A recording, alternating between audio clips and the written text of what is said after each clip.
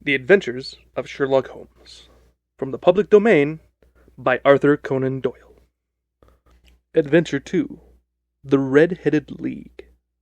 I had called upon my friend, Mr. Sherlock Holmes, one day in the autumn of last year, and found him deep in conversation with a very stout, florid-faced, elderly gentleman with fiery red hair.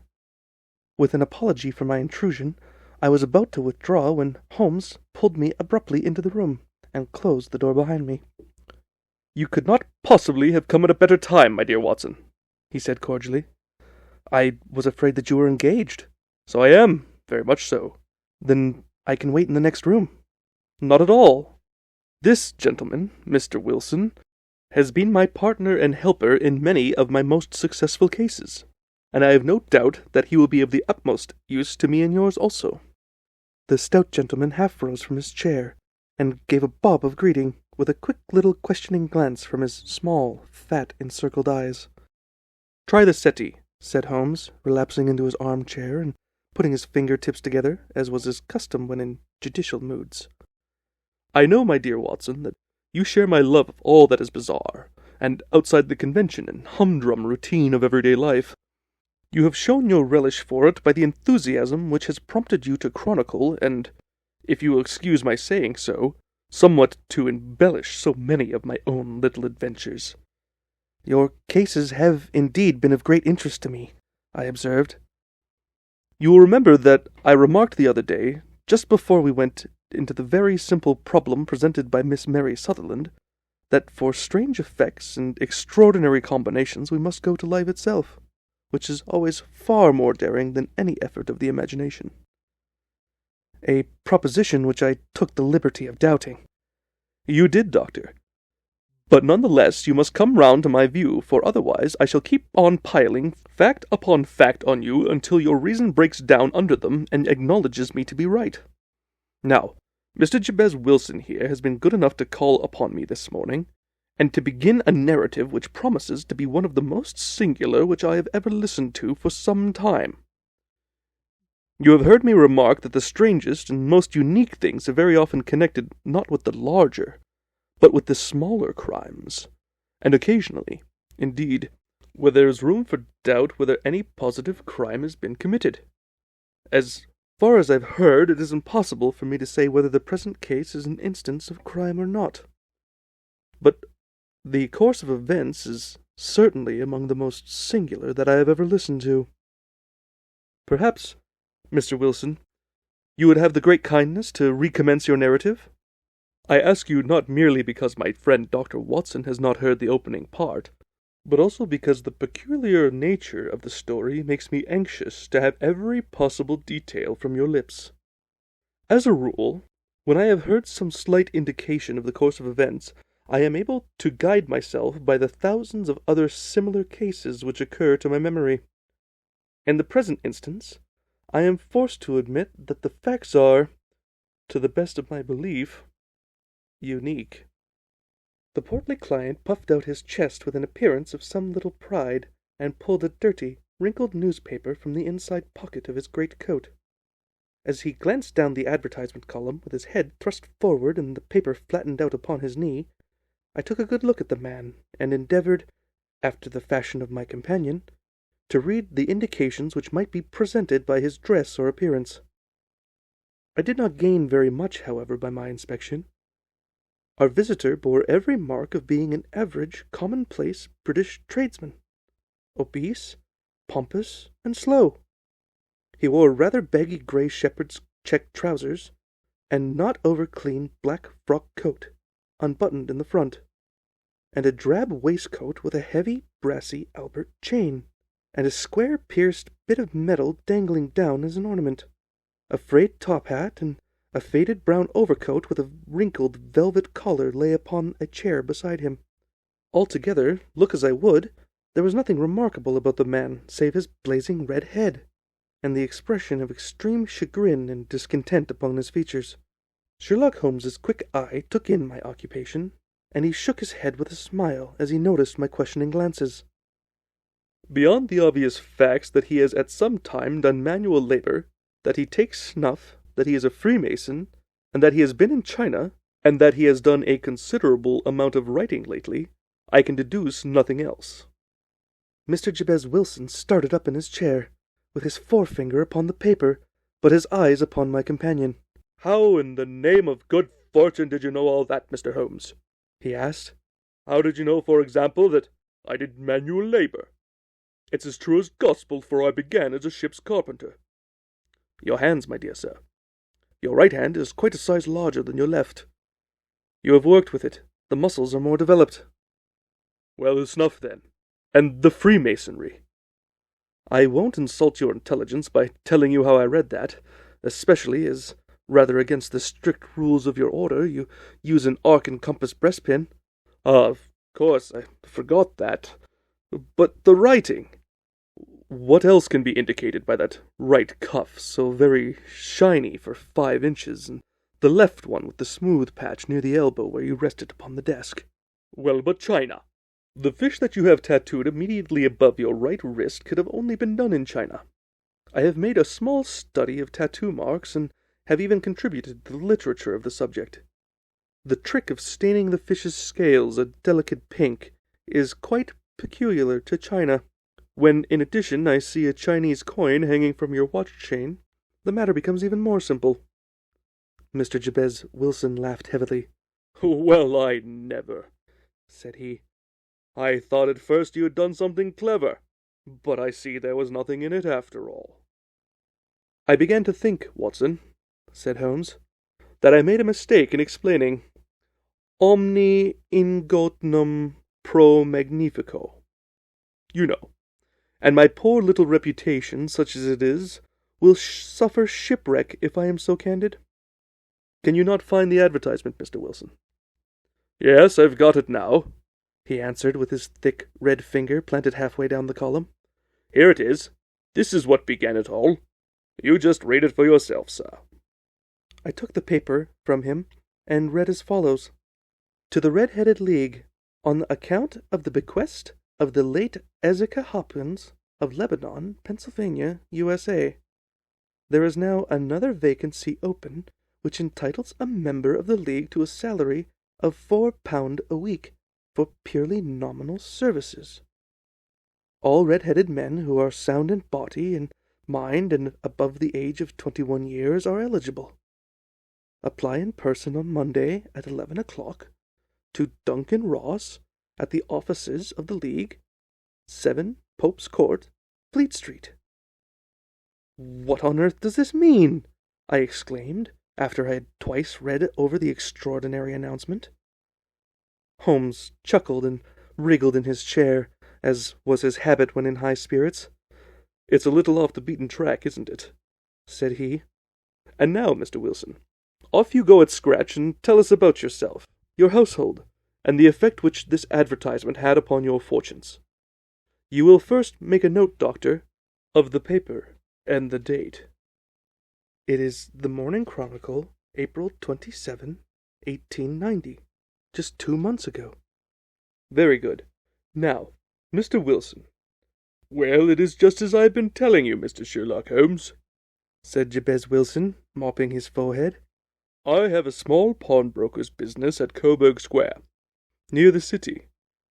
It's not a very large affair, and of late years it has not done more than just give me a living. I used to be able to keep 2 assistants, but now I keep only 1, and I would have a job to pay him, but that he is willing to come for half wages so as to learn the business." "And what is the name of this obliging youth?" asked Sherlock Holmes. "His name is Vincent Spaulding, and he's not such a youth either. It's hard to say his age.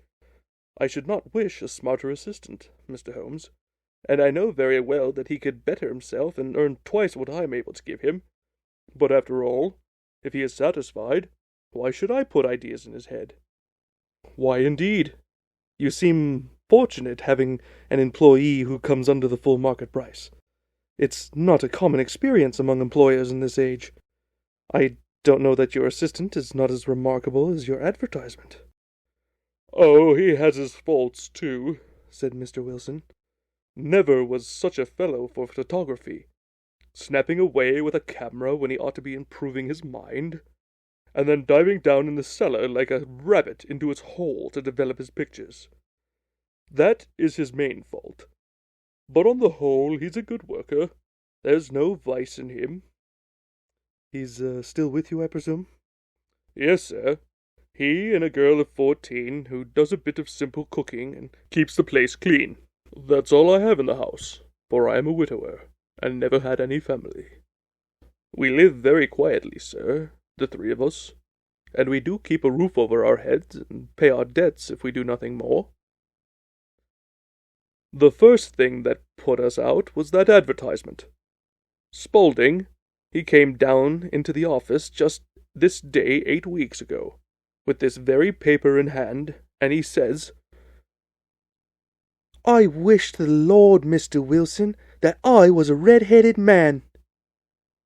"Why's that?" I asks. "Why," says he, "here's another vacancy on the League of the Red-Headed Men. It's worth quite a little fortune to any man who gets it, and I understand that there are more vacancies than there are men, so that the trustees are at their wits' end what to do with the money.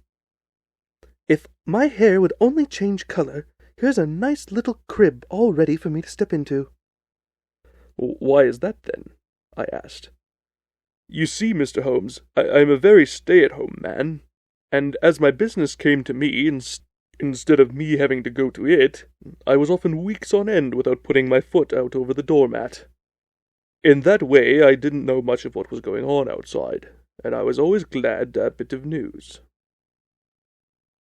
"Have you never heard of the League of Red-Headed Men?" he asked with his eyes open. "Never." "Why, I wonder at that, for you are eligible yourself for one of their vacancies." "And what are they worth?" I asked him. "Oh, merely a couple of hundred a year, but the work is slight, and it need not interfere very much with one's other occupations."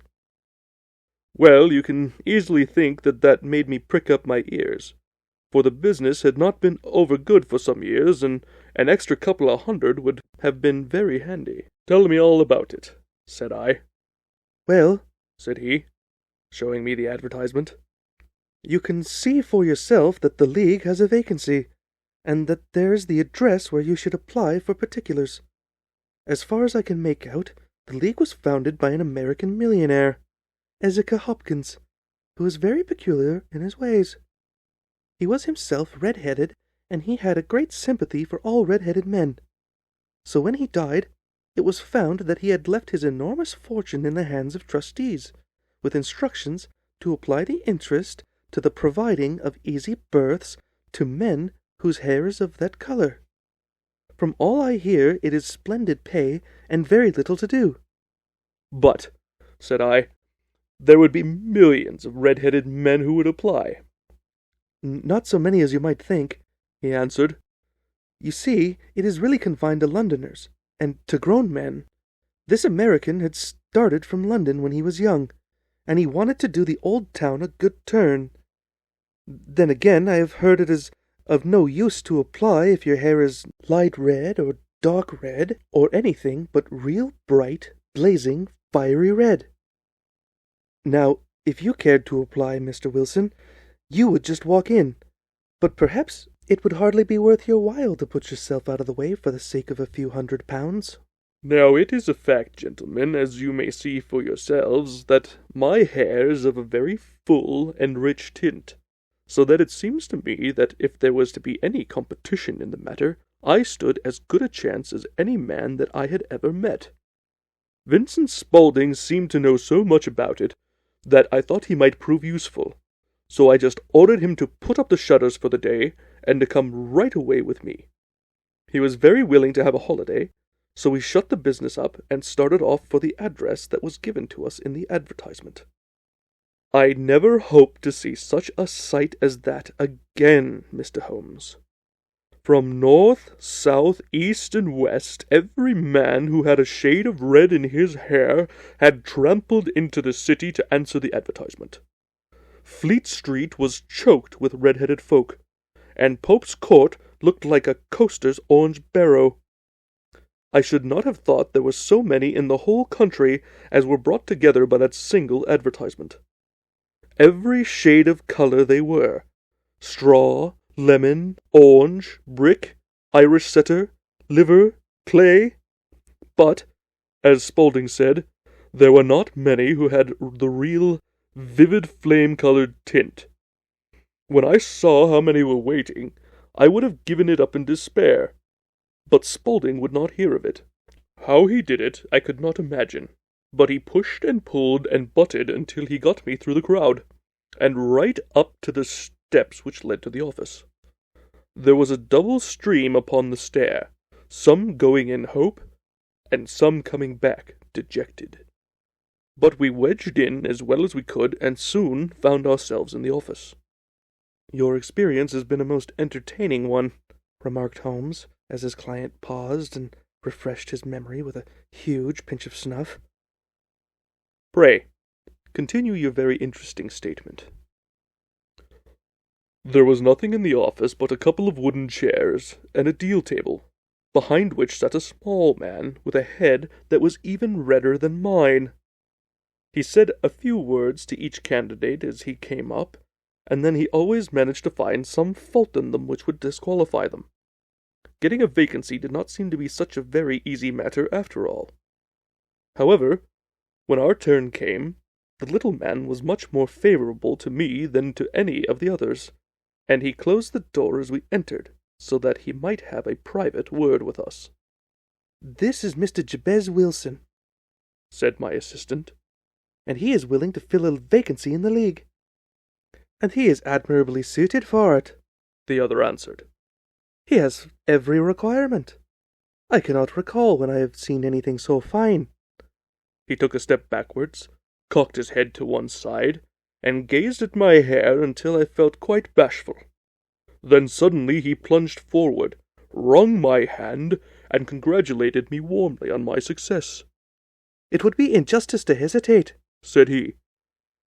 "You will, however, I am sure, excuse me for taking an obvious precaution." With that, he seized my hair in both his hands, and tugged it until I yelled with pain. "There is water in your eyes," said he, as he released me. "I perceive that all is as it should be. But we have to be careful, for we have been twice deceived by wigs, and once by paint. I could tell you tales of cobbler's wax which would disgust you with human nature." He stepped over to the window and shouted through it at the top of his voice that the vacancy was filled. A groan of disappointment came up from below, and the folk all trooped away in different directions until there was not a red head to be seen except my own and that of the manager. "My name," said he, "is Mr. Duncan Ross, and I am myself one of the pensioners upon the fund left by our noble benefactor. Are you a married man, Mr. Wilson? Have you a family?" I answered that I had not, and his face fell immediately. "Oh, dear me," he said gravely. "That is very serious indeed. I am very sorry to hear you say that. The fund was, of course, for the propagation and spread of the redheads as well as for their maintenance. It is exceedingly unfortunate that you should be a bachelor." My face lengthened at this, Mr. Holmes, for I thought that I was not to have the vacancy after all. But after thinking it over for a few minutes, he said it would be all right. "In the case of another," said he, "the objection might be fatal. But we must stretch the point in favour of a man with such a head of hair as yours. When shall you be able to enter upon your new duties?" "Well, it is a little awkward, for I have a business already," said I. "Oh, never mind about that, Mr. Wilson," said Vincent Spaulding. "I should be able to look after that for you." "What would be the hours?" I asked. 10 to 2. "Now, a pawnbroker's business is mostly done of an evening, Mr. Holmes, especially Thursday and Friday evening, which is just before payday. So it would suit me very well to earn little in the mornings. Besides, I knew that my assistant was a good man, and he would see to anything that turned up." "That would suit me very well," said I. "And the pay?"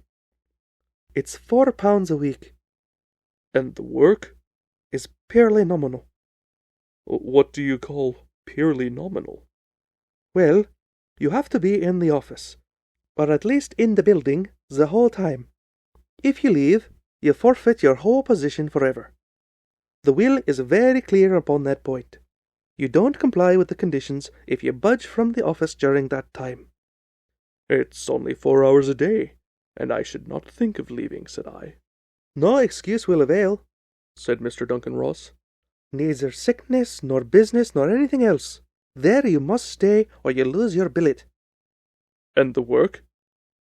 It's to copy out the Encyclopedia Britannica. There is the first volume of it in the press. You must find your own ink, pens, and blotting paper. But we provide this table and chair. Will you be ready by tomorrow? Certainly, I answered. Then goodbye, Mr. Jabez Wilson, and let me congratulate you one more time on the important position from which you have been fortunate enough to gain. He bowed me out of the room, and I went home with my assistant, hardly knowing what to say or do. I was so pleased at my own good fortune. Well, I thought over the matter all day, and by evening I was in low spirits again, for I had quite persuaded myself that the whole affair must be of some great hoax or fraud, though what its object might be I could not imagine. It seemed altogether past belief that anyone could make such a will, or that they would pay such a sum for doing anything so simple as copying out the Encyclopedia Britannica. Vincent Spaulding did what he could to cheer me up, but by bedtime I had reasoned myself out of the whole thing. However, in the morning I determined to have a look at it anyhow.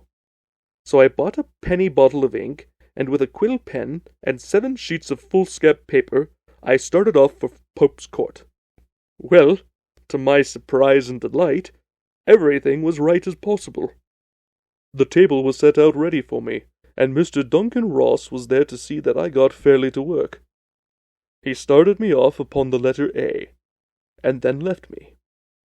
But he would drop in from time to time to see that all was right with me. At 2 o'clock he bade me good day, complimented me upon the amount that I had written, and locked the door of the office after me. This went on day after day, Mr. Holmes, and on Saturday the manager came in and planked down 4 gold sovereigns for my week's work. It was the same next week, and the same the week after. Every morning I was there at 10, and every afternoon I left at 2. By degrees, Mr. Duncan Ross took to coming in only once of a morning, and then, after a time, he did not come in at all. Still, of course, I never dared leave the room for an instant, for I was not sure when he might come, and the billet was such a good one, and suited me so well that I would not risk the loss of it.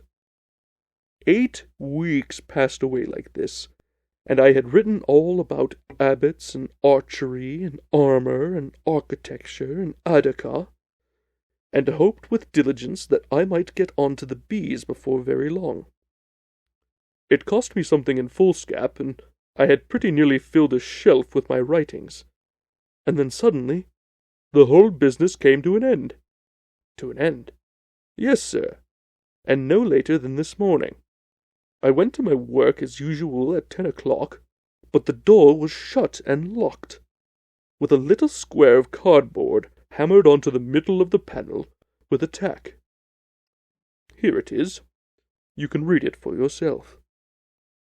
He held up a piece of white cardboard about the size of a sheet of notepaper. It read in this fashion: The Red-Headed League is dissolved. October 9, 1890. Sherlock Holmes and I surveyed this curt announcement and the rueful face behind it until the comical side of the affair so completely overtopped every other consideration that we both burst out into a roar of laughter. "I can't see that there's anything very funny," cried our client, flushing up to the roots of his flaming head. "If you can do nothing better than laugh at me, I can go elsewhere." "No, no," cried Holmes, shoving him back into the armchair from which he had half risen. "I really wouldn't miss your case for the world. It is most refreshingly unusual. But there is, if you will excuse me saying so, something a little funny about it. Pray, what steps did you take when you found the card upon the door?" "I was staggered, sir. I didn't know what to do. Then I called at the offices round, but none of them seemed to know anything about it. Finally, I went to the landlord, who is an accountant living on the ground floor, and I asked him if he could tell me what had become of the Red-Headed League. He said he had never heard of such a body, and then I asked him who Mr. Duncan Ross was. He answered that the name was new to him. "Well," said I, "the gentleman in number 4. "What? The red-headed man?" "Yes." "Oh," said he. "his name is William Morris. He was a solicitor, and he was using my room as a temporary convenience until his new premises were ready. He moved out yesterday." "Where could I find him?" "Oh, at his new offices. He did tell me the address. Yes, 17 King Edward Street, near St. Paul's."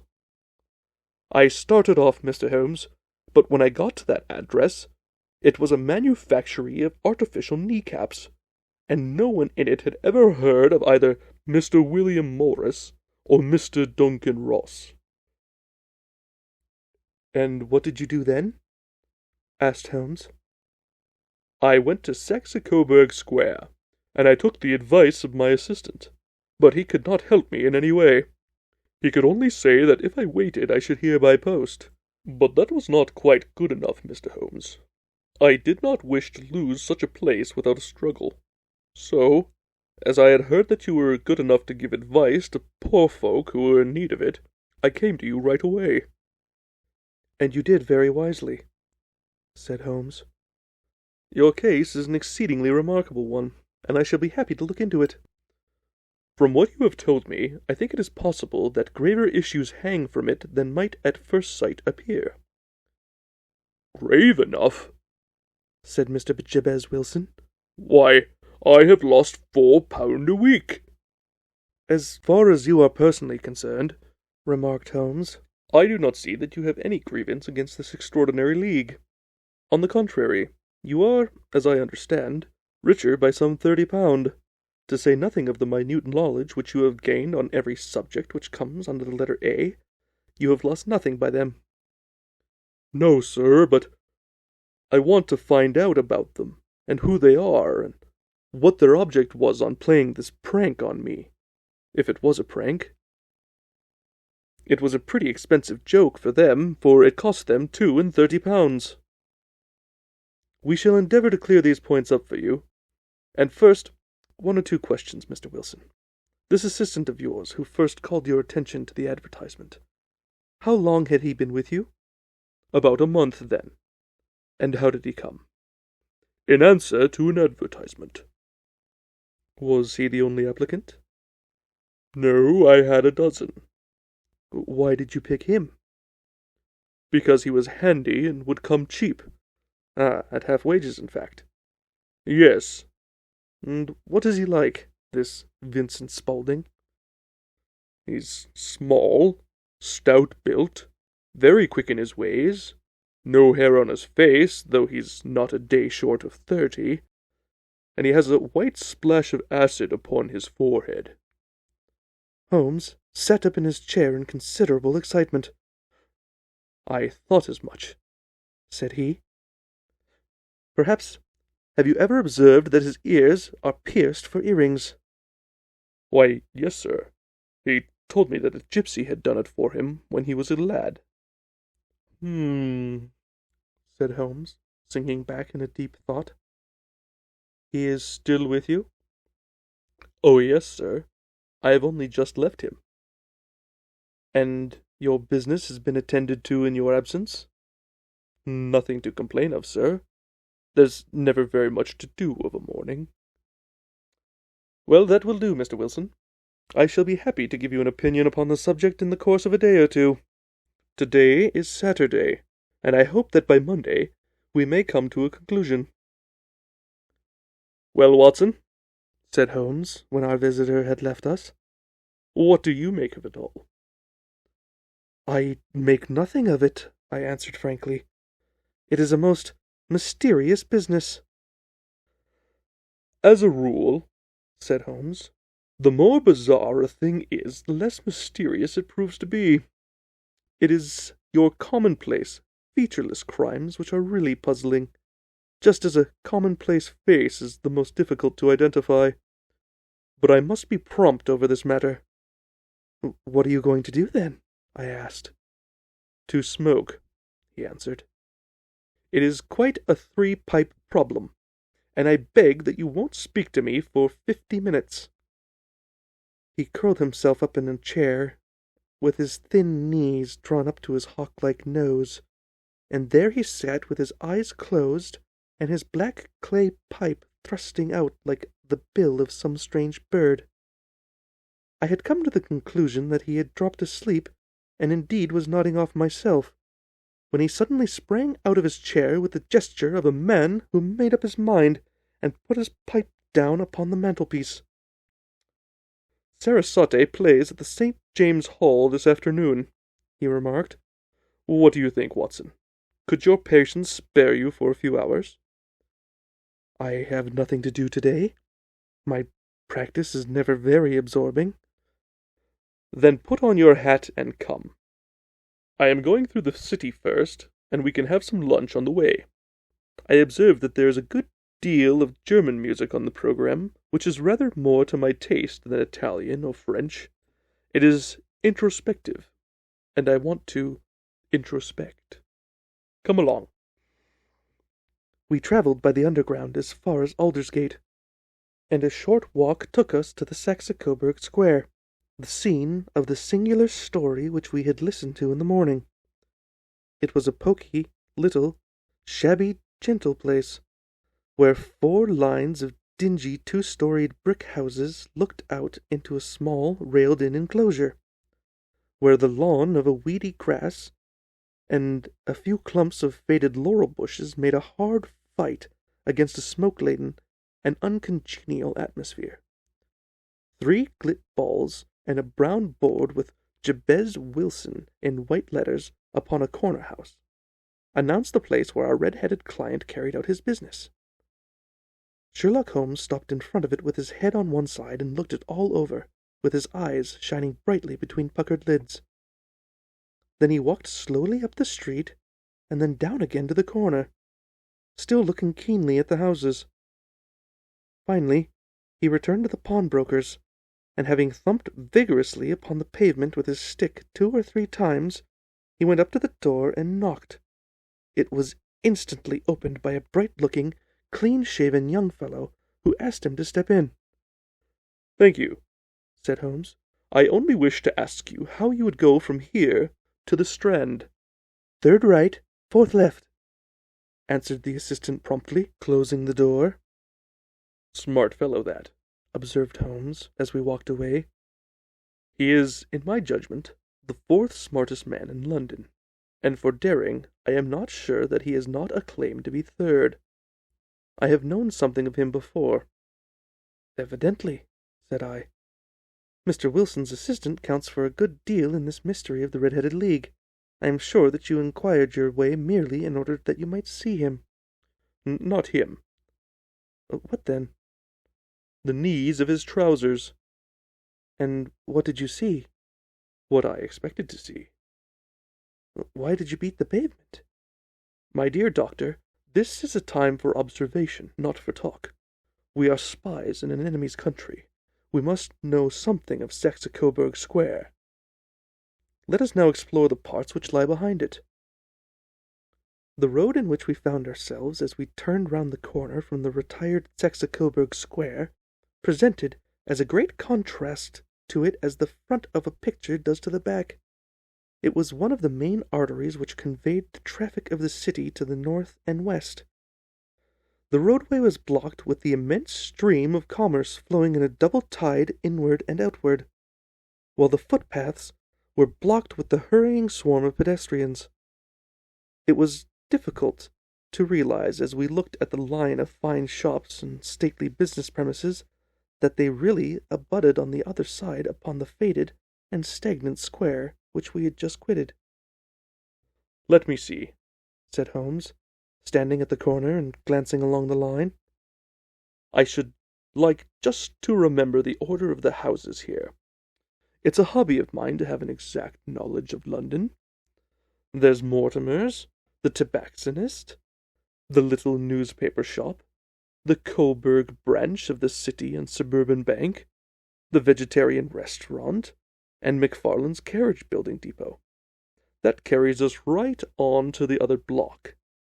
And now, Doctor, we've done our work, so it's time we've had some play. A sandwich and a cup of coffee, and then off to violin land, where all is sweetness and delicacy and harmony, and there are no red-headed clients to vex us with their conundrums." My friend was an enthusiastic musician, being himself not only a very capable performer, but a composer of no ordinary merit.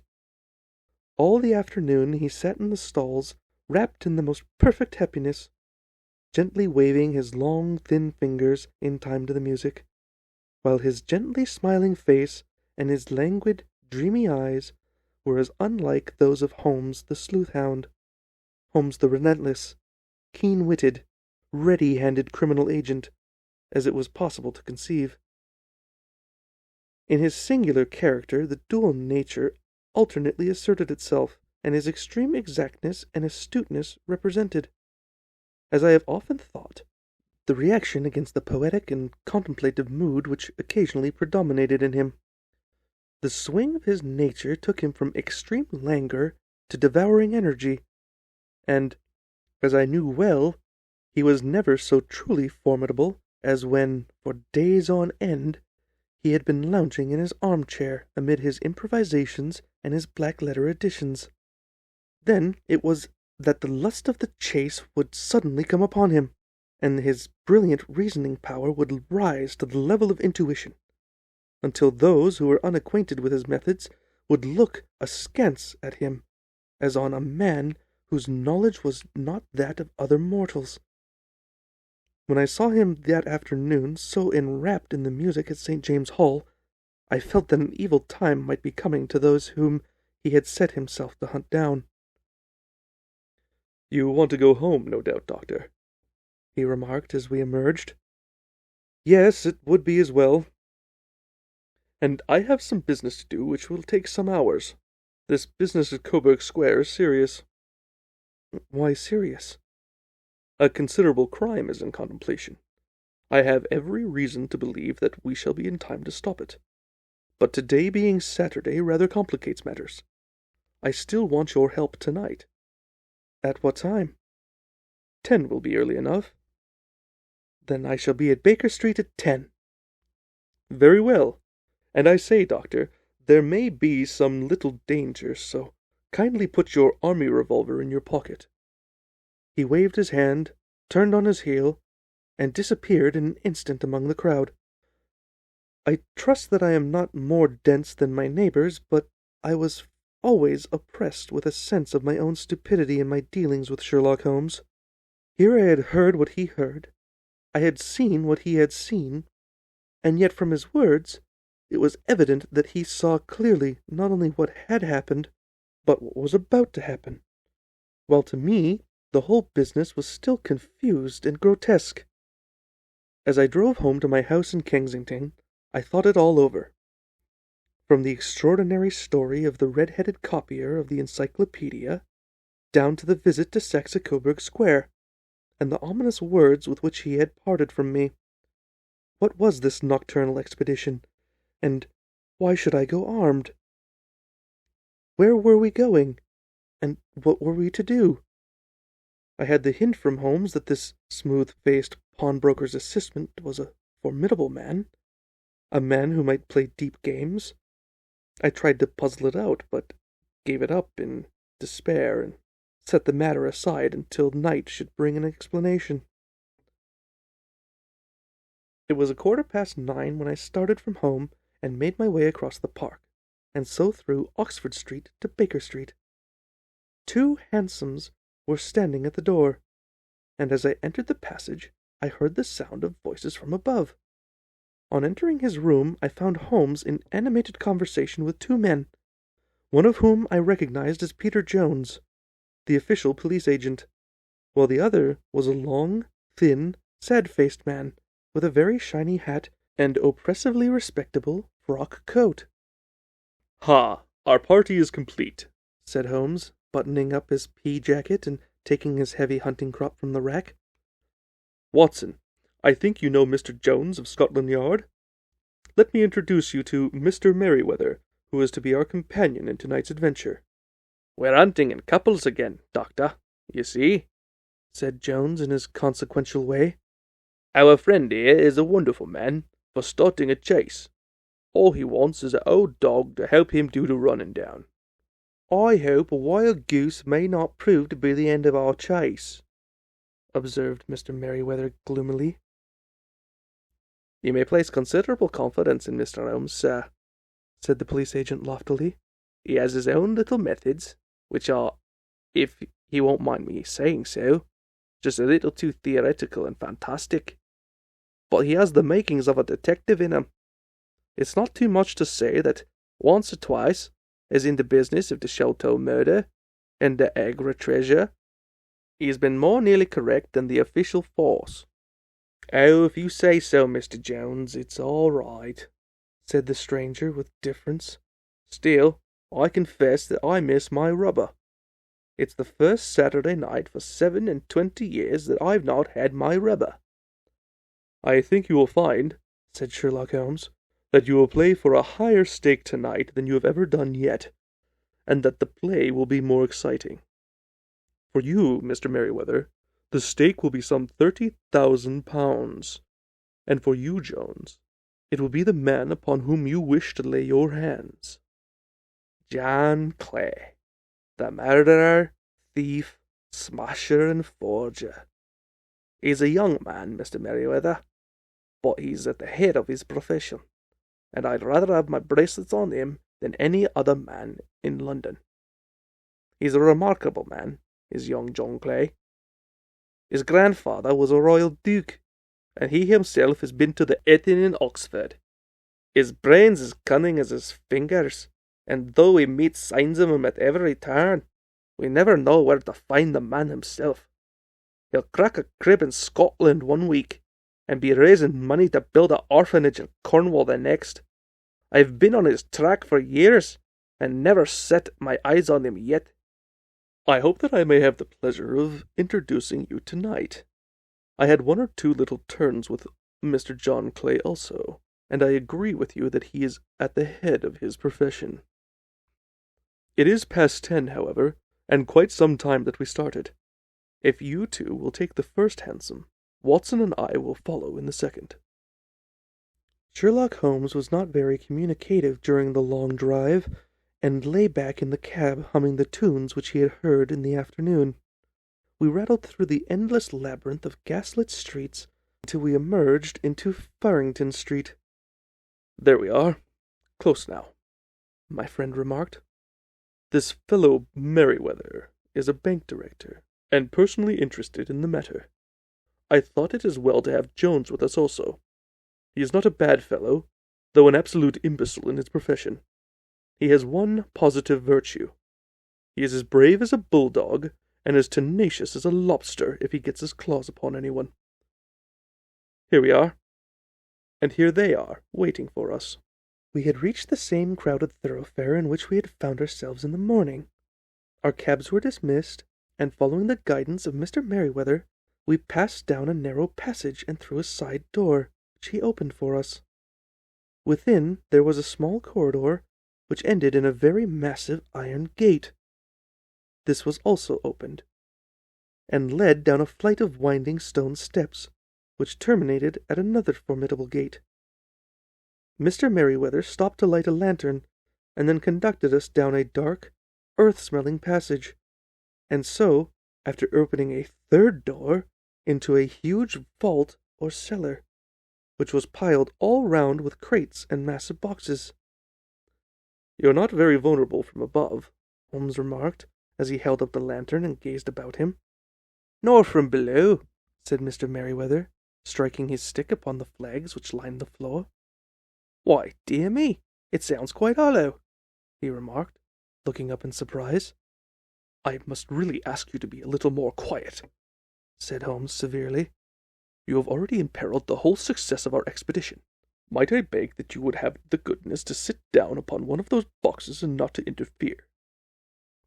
The solemn Mr. Merryweather perched himself upon a crate, with a very injured expression upon his face, while Holmes fell upon his knees upon the floor, and, with the lantern and a magnifying glass, began to examine minutely the cracks between the stones. A few seconds sufficed to satisfy him, for he sprang to his feet again and put his glass in his pocket. We have at least an hour before us, he remarked, for they can hardly take any steps until the good pawnbroker is safely in bed. Then they will not lose a minute, for the sooner they do the work, the longer time they will have for their escape. We are at present, Doctor, as you have no doubt divined, in the cellar of the city branch of one of the principal London banks. Mr. Merryweather is the chairman of directors, and he will explain to you that there are reasons why the more daring criminals of London should take a considerable interest in this cellar at present. It's our French gold, whispered the director. We've had several warnings that an attempt might be made on it.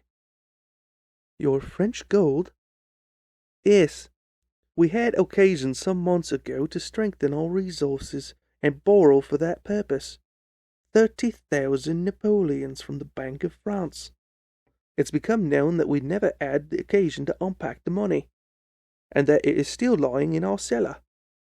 The crate upon which I sit contains 2,000 Napoleons, packed between layers of lead foil. Our reserve of bullion is much larger at present than is usually kept in a single branch office, and the directors have had misgivings on the subject. Which were very well justified, observed Mr. Holmes. And now it is time that we arranged our little plans. I expect that within an hour matters will come to a head. In the meantime, Mr. Merryweather, we must put the screen over that dark lantern. And sit in the dark? I'm afraid so.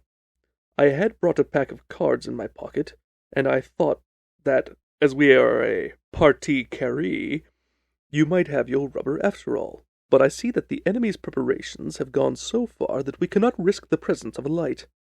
And, first of all, we must choose our positions. These are daring men, and though we shall take them at a disadvantage, they may do us some harm unless we are careful. I shall stand behind this crate, and do you conceal yourselves behind those. Then, when I flash a light upon them, close in swiftly. If they fire, Watson, have no compunction about shooting them down. I placed my revolver, cocked, upon the top of the wooden case behind which I was crouched. Holmes shot the slide across the front of his lantern and left us in pitch darkness. Such an absolute darkness as I have never before experienced. The smell of hot metal remained to assure us that the light was still there, ready to flash out at a moment's notice. To me, with my nerves worked up to a pitch of expectancy, there was something depressing and subduing in the sudden gloom, and in the cold, dank air of the vault. "They have but one retreat," whispered Holmes. "That is the back through the house into Saxe Coburg Square. I hope that you have done what I asked you, Jones." "I've an inspector and 2 officers waiting at the front door." "Then we have stopped all the holes, and now we must be silent and wait." What a time it seemed!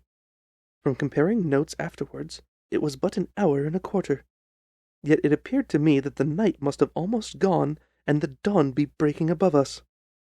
My limbs were weary and stiff, for I feared to change my position. Yet my nerves were so worked up to the highest pitch of tension, and my hearing was so acute, that I could not only hear the gentle breathing of my companions, but I could distinguish the deeper, heavier in-breath of the bulky Jones from the thin, sighing note of the bank director. From my position, I could look over the case in the direction of the floor. Suddenly, my eyes caught a glint of light. At first it was but a lurid spark upon the stone pavement. Then it lengthened out until it became a yellow line. And then, without any warning or sound, a gash seemed to open and a hand appeared. A white, almost womanly hand, which felt about in the center of the little area of light. For a minute or more the hand, with its writhing fingers, protruded out of the floor. Then it was withdrawn as suddenly as it had appeared, and all was dark again, save the single, lurid spark which marked a chink between the stones. Its disappearance, however, was but momentarily. With a rending, tearing sound, one of the broad, white stones turned over upon its side and left a square, gaping hole, through which streamed the light of a lantern. Over the edge there peeped a clean-cut, boyish face, which looked keenly about it, and then, with a hand on either side of the aperture, drew itself shoulder-high and waist-high until one knee rested upon the edge. In another instant he stood at the side of the hole and was hauling after him a companion, lithe and small like himself, with a pale face and a shock of very red hair. "It's all clear," he whispered. "Have you the chisels and the bags?" "Great Scott! Jump, Archie, jump, and I'll swing for it!" Sherlock Holmes had sprung out and seized the intruder by the collar. The other dived down the hole, and I heard the sound of rending cloth as Jones clutched at his skirts. The light flashed upon the barrel of a revolver, but Holmes's hunting crop came down on the man's wrist, and the pistol clinked upon the stone floor. "It's no use, John Clay," said Holmes blandly. "You have no chance at all." "So I see," the other answered with the utmost coolness. "I fancy that my pal is all right, though I see you've got his coat-tails." "There are 3 men waiting for him at the door," said Holmes. "Oh, indeed! You seem to have done the thing very completely. I must compliment you." "And I you," Holmes answered. "Your red-headed idea was very new and effective." "You'll see your pen pal again presently," said Jones. "He's quicker at climbing down holes than I am. Just hold out while I fix the derbies." "I beg that you will not touch me with your filthy hands," remarked our prisoner, as the handcuffs clattered upon his wrist. "You may not be aware that I have royal blood in my veins. Have the goodness also, when you address me, to always say sir and please." "All right," said Jones, with a stare and a snigger. "Well, would you please, sir, march upstairs, where we can get a cab to carry your highness to the police station?" "That is better," said John Clay serenely. He made a sweeping bow to the 3 of us and walked quietly off in the custody of the detective. "Really, Holmes," said Mr. Merryweather as we followed them from the cellar, "I do not know how the bank can thank you, or repay you. There is no doubt that you have detected and defeated, in the most complete manner, one of the most determined attempts at a bank robbery that have ever come within my experience." "I have had 1 or 2 little scores of my own to settle with Mr. John Clay," said Holmes. "I've been at some small expense over the matter, which I shall expect the bank to refund. But beyond that, I am amply repaid by having had an experience which is in many ways unique, and by hearing the very remarkable narratives of the Red-Headed League. You see, Watson," he explained in the early hours of the morning, as we sat over a glass of whiskey and soda in Baker Street, "it was perfectly obvious from the first that the only possible object of this rather fantastic business of the advertisement of the League and the copying of the encyclopedia must be to get this not over-bright pawnbroker out of the way for a number of hours each day. It was a curious way of managing it, but, really, it would be difficult to suggest a better. The method was no doubt suggested to Clay's ingenious mind by the colour of his accomplice's hair. The £4 a week was a lure which must draw him, and what was it to them, who were playing for thousands? They put in the advertisement, One rogue has the temporary office, the other rogue incites the man to apply for it, and together they manage to secure his absence every morning in the week. From the time that I heard of the assistant having come for half wages, it was obvious to me that he had some strong motive for securing the situation. But how could you guess what that motive was? Had there been a woman in the house, I should have suspected a mere vulgar intrigue. That, however, was out of the question. The man's business was a small one, and there was nothing in his house which could account for such elaborate preparations, and such an expenditure as they were at it. It must, then, be something out of the house. What could it be? I thought of the assistant's fondness for photography and his trick of vanishing into the cellar. The cellar. There was the end of this tangled clue. Then I made inquiries as to the mystery assistant, and found that I had to deal with one of the coolest and most daring criminals in London. He was doing something in the cellar, something which took many hours a day for months on end. What could it be, once more? I could think of nothing save that he was running a tunnel to some other building. So far I had got when we went to visit the scene of action. I surprised you by beating upon the pavement with my stick. It was ascertaining whether the cellar stretched out in front or behind. It was not in front. Then I rang the bell, and, as I hoped, the assistant answered it. We have had some skirmishes, but we have never set eyes upon each other before. I hardly looked at his face. His knees were what I wished to see. You must yourself have remarked how worn, wrinkled, and stained they were. They spoke of those hours of burrowing. The only remaining point was what they were burrowing for. I walked around the corner, saw the City and Suburban Bank abutted on our friend's premises, and felt I had solved my problem. When you drove home after the concert, I called upon Scotland Yard, and upon the chairman of bank directors, with the result that you have seen. And how could you tell that they would make their attempt tonight? I asked.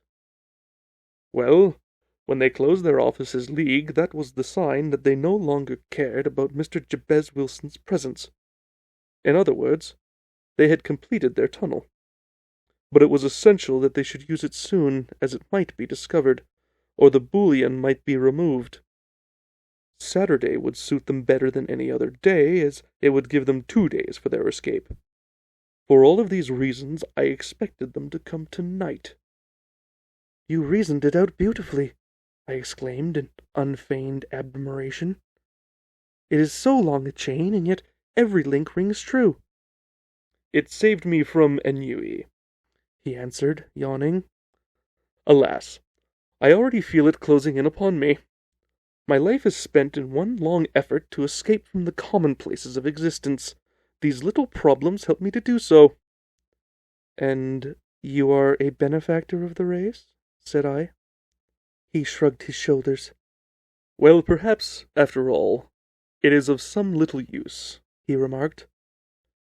L'homme, c'est rien, le ver, c'est trop, as Gustave Flaubert wrote to George Sand. This has been an Adventure Radio production. Tune in next week to continue the adventures of Sherlock Holmes.